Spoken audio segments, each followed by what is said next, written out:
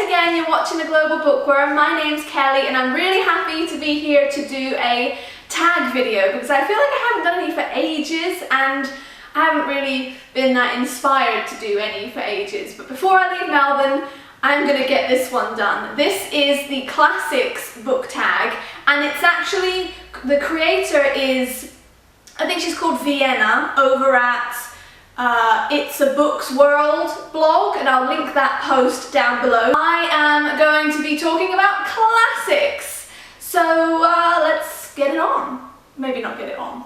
Let's just do the tag.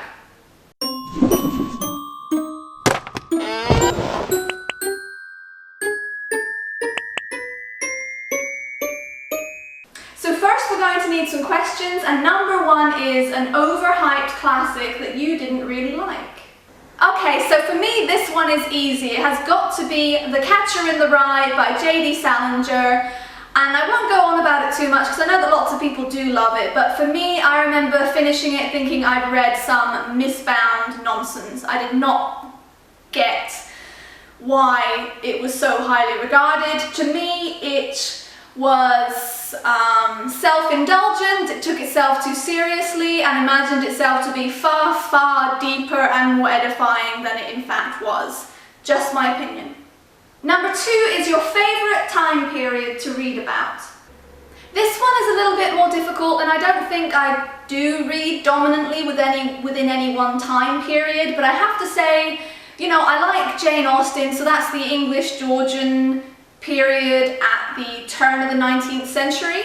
I also like to read about the First World War. I loved Regeneration by Pat Barker, which was set in a real-time World War I veterans hospital called Craig Lockhart, and that's where the famous poets Wilfred Owen and Siegfried Sassoon met, at least in the book. And I'm pretty sure that part was also true to real life. So that was very good, and I like First World War poetry. So, so that puts us at the beginning of the 20th century, 1914 to 1918, if I'm not completely crap with my dates.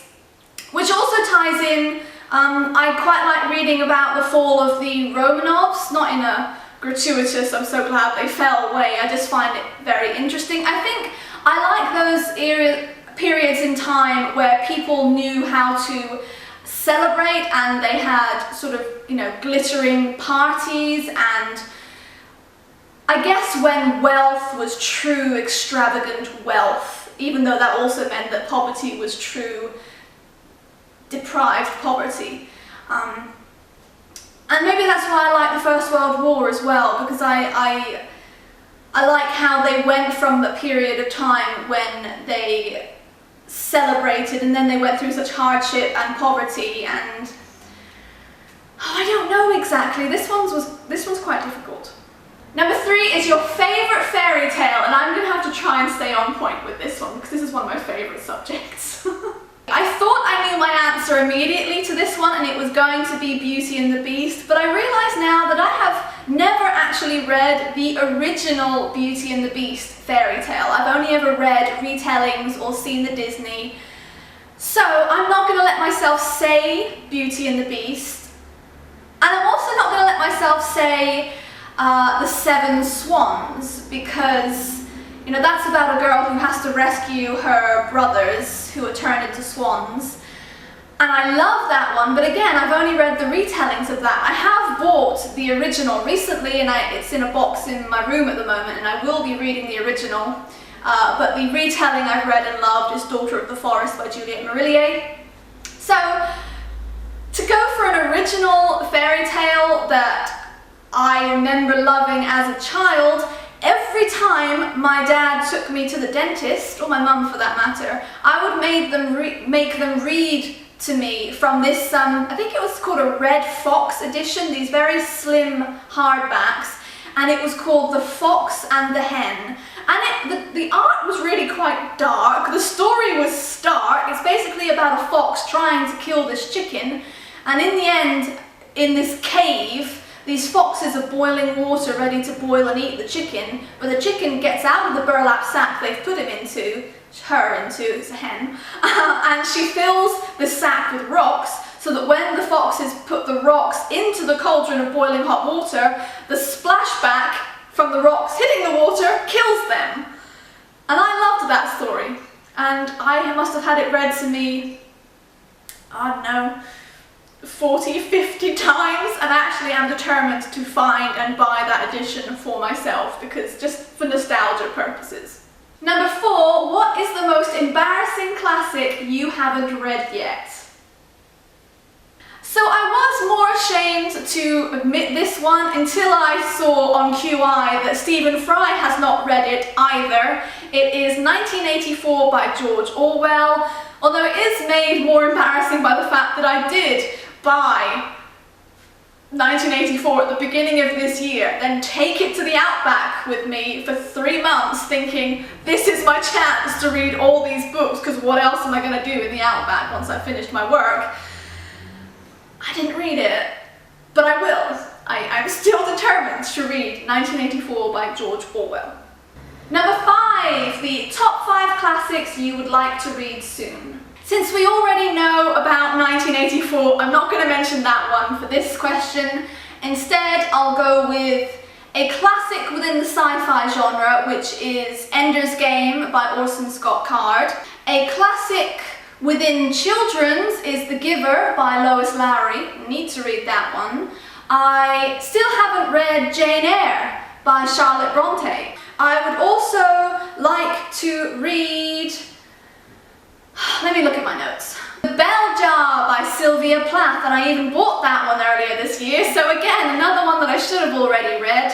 And The Great Gatsby by F. Scott Fitzgerald. I have the most beautiful Penguin hardback 70th anniversary edition of that I hold for my birthday last year. Oh, it's so pretty. Number 6, your favourite modern book/series based on a classic. This one is going to be fun to answer because there have been so many retellings done recently.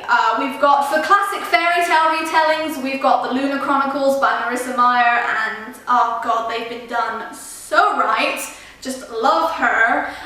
Then I recently read the Madman's Daughter by Megan Shepherd, and that was a retelling of The Island of Dr. Moreau, and even though I haven't read The Island of Dr. Moreau, and I'm sure it's not completely, you know, religious to the original, I still think that it is a really good homage. I get the sense that they're quite,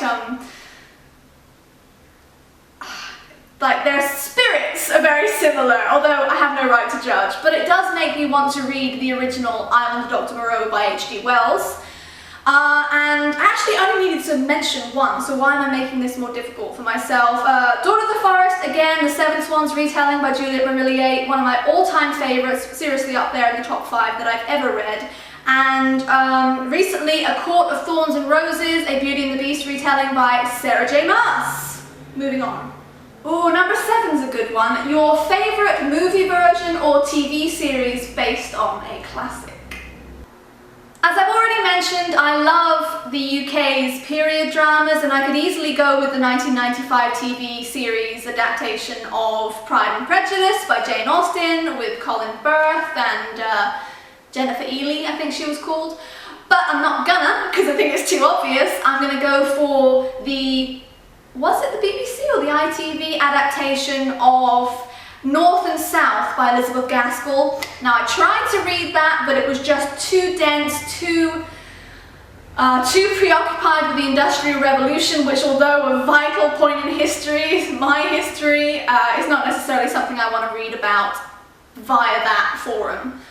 So I didn't finish the book, but the TV series was amazing, and it starred Richard Armitage, who is now playing Thorin Oakenshield in The Hobbit, and trust me, he was very, very schmexy in North and South. Liked that a lot. Also, there was a 2000 adaptation of Arabian Nights starring Dougray Scott and Jason Scott Lee, and that was just amazingly magical and kind of brought attention to the art of storytelling. There's also the 2000 adaptation of Mervyn Peake's Gormenghast that brought Jonathan Rhys-Meyers to our attention and was just so atmospheric and gothic and creepy, and it was very good. And lastly, there's the 2002 film adaptation of Count of Monte Cristo, starring Jim Caviezel and